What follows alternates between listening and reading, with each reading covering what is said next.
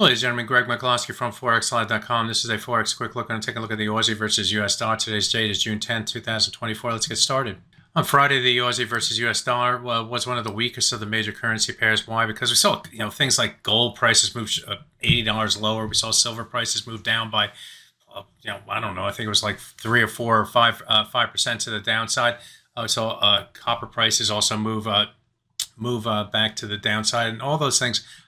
In addition to the dollar getting stronger from the U.S. jobs report, sent the Aussie versus U.S. dollar to the downside from a fundamental perspective. Technically, we also moved through this cluster of moving averages through here.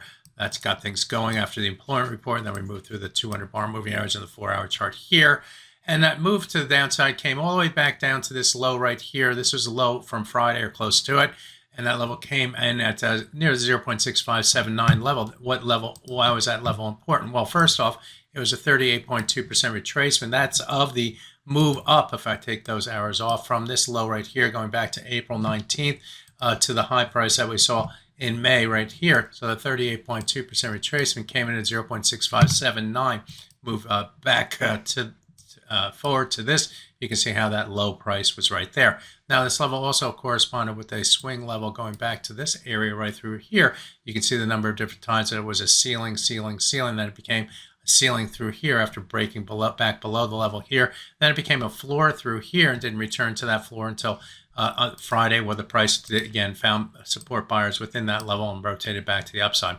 Now, in trading here today, what did we do? Well, we fell below both those levels. So the sellers were taking control right through here and through here on 2 separate occasions. And the high prices through this area were below the top of this swing area. So things were pushing more to the downside. The sellers were making a play. But what happened?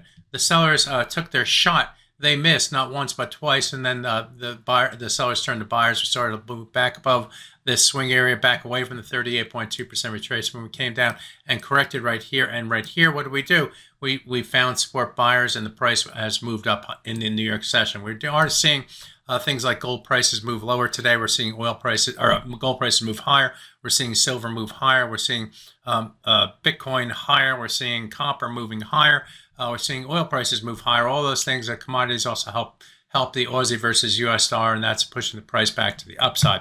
However, you see this green line right here. This green line represents a 200-bar moving average on the 4-hour chart. As mentioned on Friday, the price did break below that level, traded above and below for a little bit here, about an hour before rotating to the downside.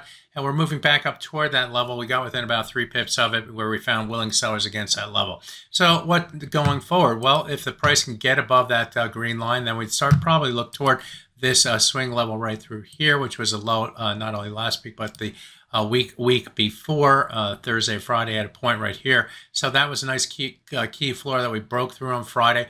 I would expect sellers against that level. If we break below the 200, move up to that level, I would expect sellers against that level.